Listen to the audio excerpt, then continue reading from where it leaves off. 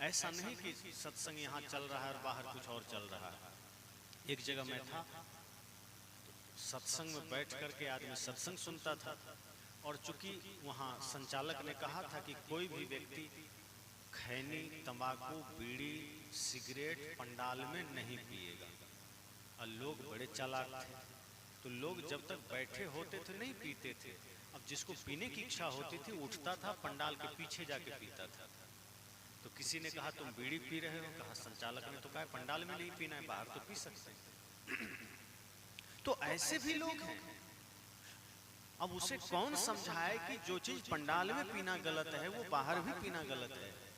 जो चीज यहाँ गलत है वो कहीं भी गलत हो सकता है। जैसे कई लोग होते हैं ना, नवरात्रि में मांस छोड़ देते हैं। वो सोचते हैं मैं नवरात्रि के समय मांस नहीं खाऊंगा, मैं शुद्ध जीवन जीना चाहता हूँ। इसका मतलब क्या हुआ? इसका मतलब ये हुआ कि वो आदमी इतना तो मानता है कि मांस खाना गलत है, स्वीकार तो कर लिया ना कि मांस गलत है, तभी तो नवरात्रि में छोड़ देता है, शराब छोड़ देता है, छठ पूजा में छोड़ देता है। तो ऐसे समय में व्यक्ति छोड़ रहा है, मतलब इतना तो स्वीकार उसने कर लिया है कि ये काम करना गलत है, लेकिन बाकी समय वो खा रहा है, बाकी समय वो वही काम कर रहा है, मतलब वो जानबूझ के भूल कर रहा है। 9 दिन आपने सोचा नवरात्रि का है, यहाँ पाप नहीं करना है, तो बाकी दिन कौन सी रात है? बाकी दिन क्या सब सिर्फ राक्षसों की रातें? क्या बाकी दिन शुभ नहीं? अगर 9 दिन आप अच्छा बनने की कोशिश कर रहे हैं, 9 दिन आपको लग रहा है शराब गलत है, 9 दिन लग रहा है गुटखा गलत है, 9 दिन लग रहा है मांस गलत है, तो मैं इतना ही कहता हूं कि जो चीज 9 दिन नवरात्रि में गलत हो सकती है वो समझो जीवन भर गलत है। अगर आप मेवे मिष्ठान खाते हैं तो आपको कभी नहीं सोचना पड़ता कि नवरात्रि आ गया मेवा बंद कर देते हैं। आप खीर खाते हैं, चावल दाल सब्जी रोटी फल खाते हैं, सलाद खाते हैं, तो आपको कभी नहीं सोचना पड़ता कि छठ पूजा आ गई है, चलो अब भोजन बंद कर दो, अब मुर्गा मांस खाओ, क्योंकि जो गलत भोजन है वो कभी भी गलत ही होगा। इसी तरह से जो विचार यहाँ गलत है वो कहीं भी गलत होगा। अगर यहाँ गुटखा खाना गलत है तो वो बाहर भी गलत होगा, यहाँ झूठ बोलना गलत है तो वो बाहर भी गलत होगा, यहाँ छल करना गलत है तो वो बाहर भी होगा। बस इसी सूत्र को समझ लेना है, समझना सत्संग आपके साथ चल दिया। सत्संग को इस पंडाल तक सीमित मत कर देना। हम करते हैं क्या कि जब तक पंडाल में होते हैं हम सत्संगी होते हैं, पंडाल से बाहर निकलते ही हम सत्संगी नहीं होते हैं। मेरा निवेदन इतना ही है कि हम पंडाल में रहें तो भी सत्संगी रहें, खेत में रहें तो भी सत्संगी रहें, खलिहान में रहें तो भी सत्संगी रहें, बाजार में रहें तो भी सत्संगी रहें, मित्रों के बीच रहें तो भी सत्संगी रहें। और जिस क्षण आप ऐसा कर पाए सारे विवाद मिट जाएंगे, सारी समस्या मिट जाएगी। अगर ऐसा नहीं कर पाए, सिर्फ रिपीट करते चले गए कि जो पहले के लोगों ने किया मुझे भी बस ऐसे ही सत्संग में बैठना है। एक आदमी से मैंने कहा आप सत्संग करते हैं क्या, आपने जीवन में कुछ अनुभव किया है? उसने कहा मैं ये सब नहीं सोचता, क्योंकि मेरे पिताजी सत्संगी थे, वो सत्संग में आते थे इसलिए मैं भी आ जाता हूँ, मुझे ज्यादा कुछ नहीं पता। मेरे दादाजी सत्संगी थे, वो सत्संग में आते थे, अब लोग ये ना कह दे कि ये आदमी नहीं आ रहा है, सत्संगी परिवार का लड़का है, सत्संग में नहीं जा रहा है, इस डर से मैं आ जाता हूँ। तो मैंने कहा फिर तुमने क्या पाया? अगर पिताजी सत्संग में जाते थे इस भाव से आ रहे हैं और कोई बदलाव नहीं आ रहा तो फिर कोई मतलब नहीं है, फिर तो कोई प्रयोजन नहीं है आने का। आप सत्संग में आए हैं तो आप ये सोचिए कि आप क्यों आए हैं, क्या दिक्कत है, ये 4 घंटे बिताने के पीछे क्या कारण है, वो आपको सोचना है। 4 घंटे जो समय आपका सत्संग में बीत रहा है उस पर आप खुद विचार करिए कि ये 4 घंटा मैंने यहाँ क्यों दिया है। इस 4 घंटे में हम घर का काम कर सकते थे। जब आप इस पर विचार करेंगे तो पता चलेगा कि दुनिया में सब कुछ उपलब्ध है, खेलने खाने पीने रहने बसने की सारी चीजें मौजूद है, सोने चांदी हीरे जवाहरात मौजूद हैं, भोजन की सारी वस्तुएं मौजूद है, सोने के लिए डल्लप के गद्दे मौजूद हैं, एयर कंडीशन मौजूद है, लेकिन उस समाज में संसार में अगर कुछ नहीं है तो वो शांति नहीं है। और उसी शांति का सूत्र हमें यहाँ मिलता है। जैसे दिया बड़ा ही खूबसूरत हो और उसमें ज्योति न जली हो तो वो दिया खूबसूरत होने के बाद भी किसी काम का नहीं। वो चाहे सोने का दिया हो, चाहे चांदी का दिया हो, चाहे किसी धातु का, अष्ट धातु का दिया हो, अगर उसमें ज्योति नहीं जली है तो समझ जाना वो दिया किसी काम का नहीं। लेकिन मिट्टी का ही दिया क्यों ना हो, अगर उसमें ज्योति जल रही है तो समझना वो काम का है।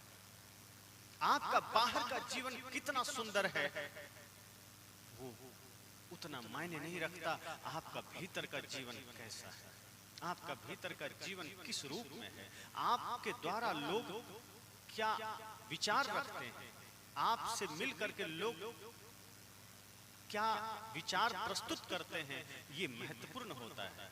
कि कोई आपके सामने मिला, आपसे राम राम किया, प्रणाम किया और पीठ पीछे आपको गाली दिया तो समझना आपने जीवन में कुछ कमाया है।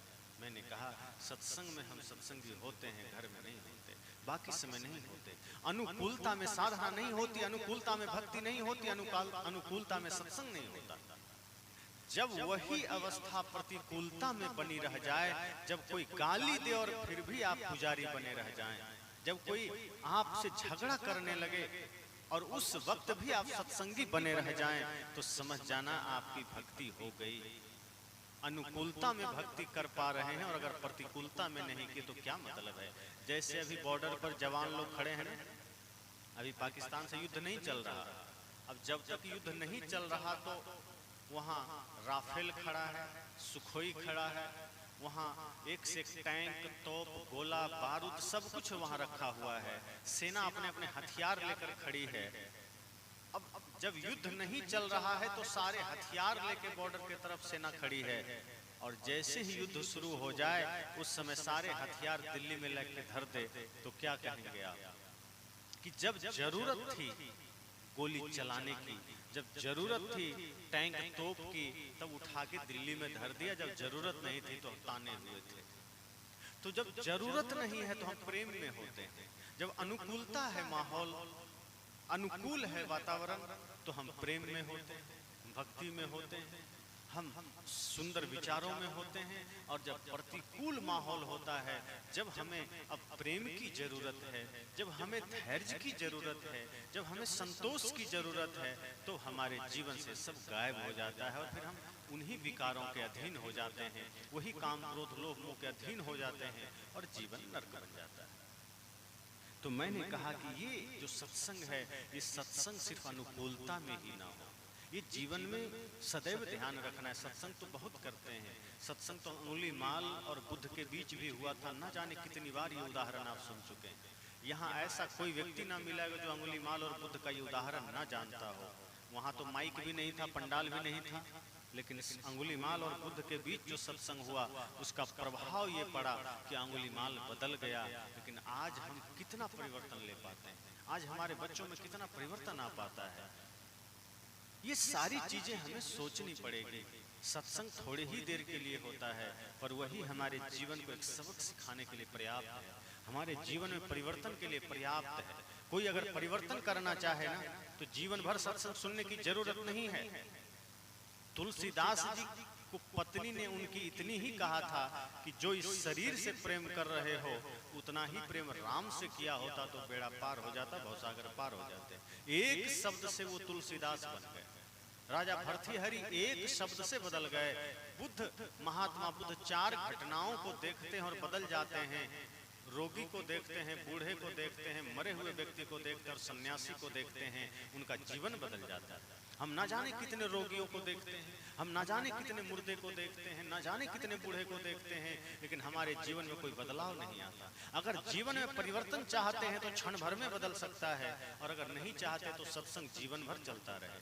सत्संग बचपन से बुढ़ापे तक चलता रहे। अगर बदलाव नहीं चाहते तो कभी बदलाव नहीं आएगा, कभी मन में शांति नहीं आएगी।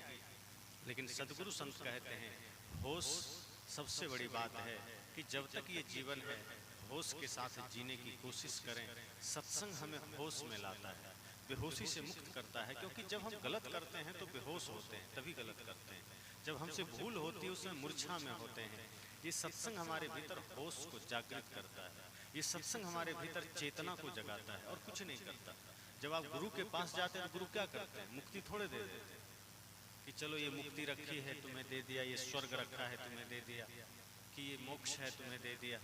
सदगुरु इतना ही काम करते हैं, हमारे भीतर के बुझे हुए दिए को जला देते हैं कि अब तुम जाओ। जो हमारे हृदय में जो ज्ञान का दिया है गुरु, उसको जला देते हैं।